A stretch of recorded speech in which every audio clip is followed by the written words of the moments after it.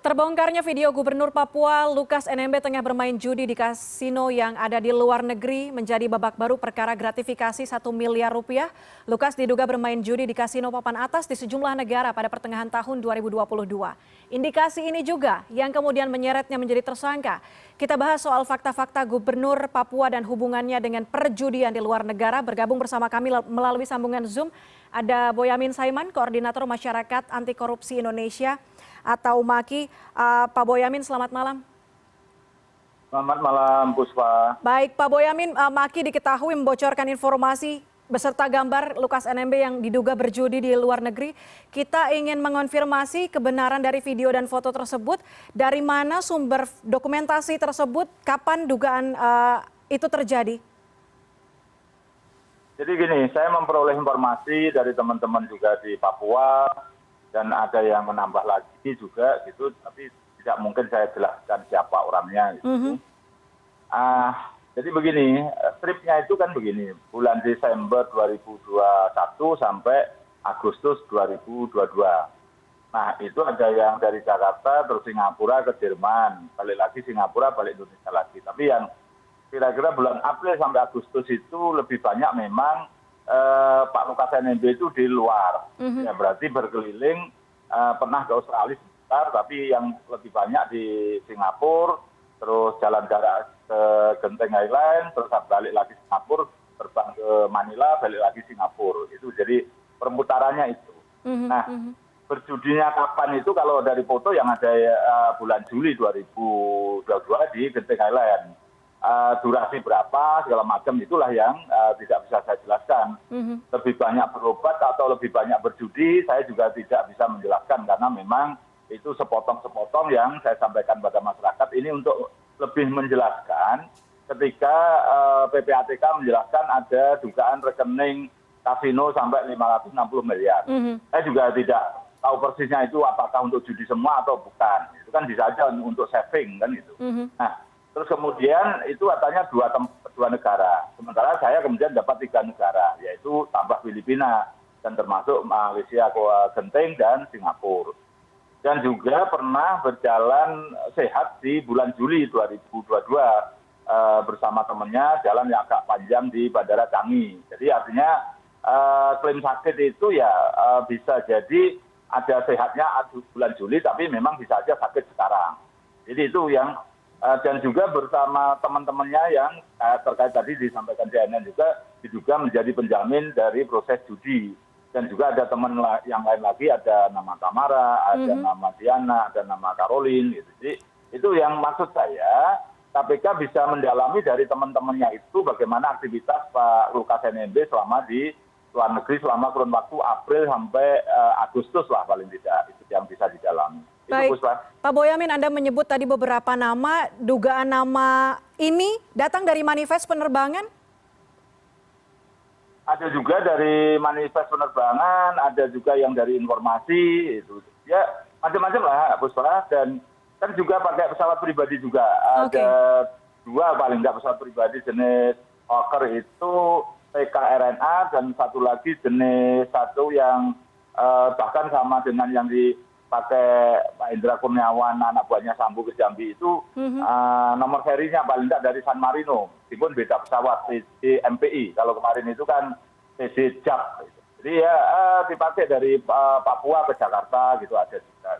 Jadi ini yang ingin saya jelaskan bahwa mobilitasnya begitu tingginya. Gitu. Dalam 2 bulan terakhir ya? Tinggi memang sebagian juga untuk berobat. Jadi ya saya maklumi semua dan ini saya sampaikan publik bahwa inilah kira-kira gambaran supaya kita semua menyadari pemimpin kita itu seperti apa, dan kalau toh ini nanti uang judi itu dari dana pribadi biar dijelaskan, dan itu menjadi kewajiban Pak Lukas NMB supaya menjelaskan pada kita semua termasuk masyarakat Papua bahwa judinya itu dari uang pribadi. Ya sudah tidak ada masalah, tapi kalau uang judinya berasal dari bukan pribadi ya harus dijelaskan, ada pertanggungjawaban hukumnya.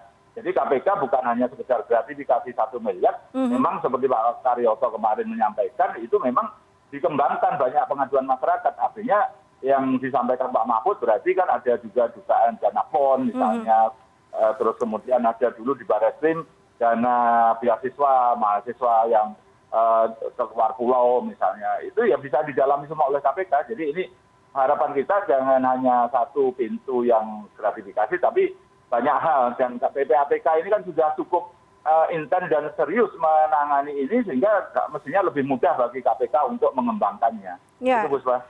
Memang transaksi 55 juta dolar atau 560 miliar yang dianggap uang pribadi untuk bermain judi gitu tanda kutip. Angkanya sangat fantastis ya kalau memang itu benar uang pribadi.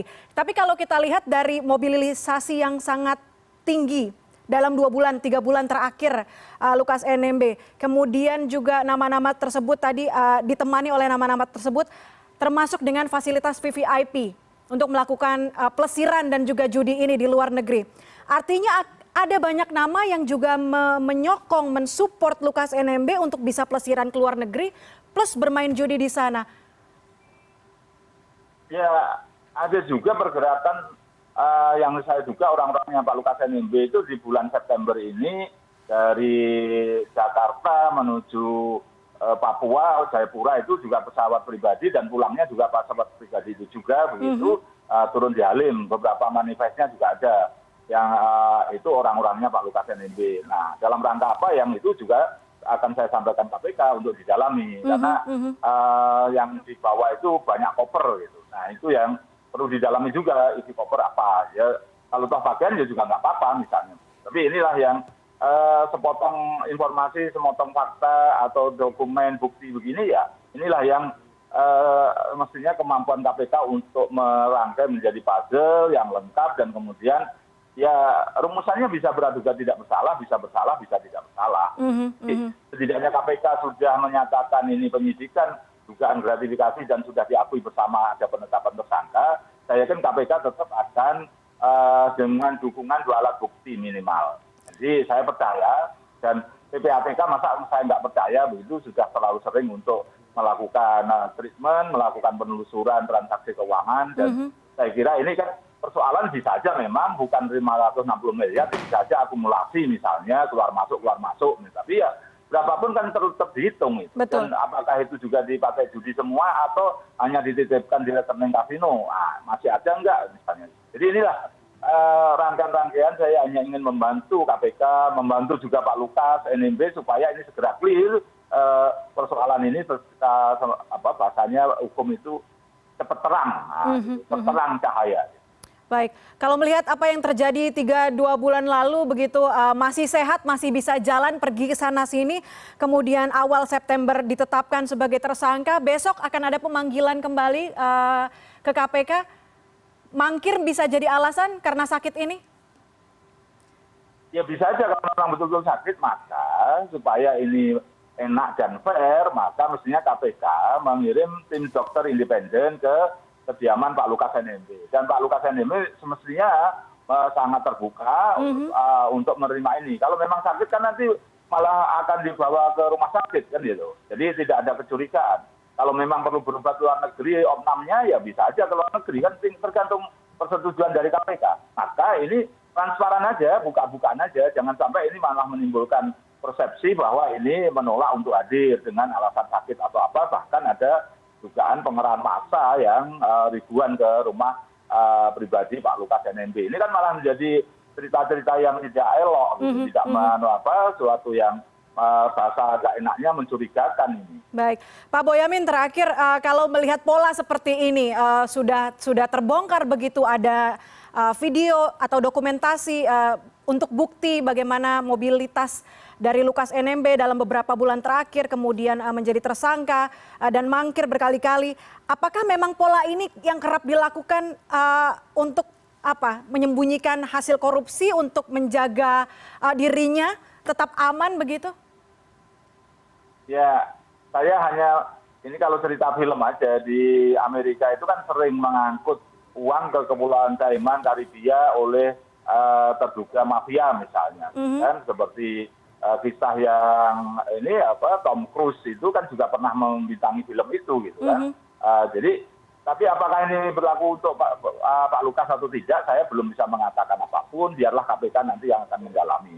Jadi itu dan disclaimer bahwa saya ini tidak membenci Pak Lukas, tidak membenci Papua, tapi saya bahkan dalam 2 bulan ini juga membela warga Sorong untuk menggugat hak pensiunnya ketika orang tuanya dulu jadi pekerja perusahaan minyak zaman Belanda. Tapi sampai sekarang pensiunnya itu belum dibayar Pertamina dan kantor saya juga gratis untuk membela warga Papua. Jadi ini jangan sampai saya terpaksa harus disclaimer karena khawatir ini saya karena ada agenda tertentu atau kalau dianggap politik ya kalau politik terserah aja lah, itu kan yang penting hukumnya bagaimana. Mohon maaf agak disclaimer dikit. Baik. Terima kasih banyak Pak Boyamin Saiman sudah bergabung bersama kami. Terima kasih atas informasinya, Koordinator Masyarakat Anti Korupsi Indonesia. Selamat malam. Malam, Busbah.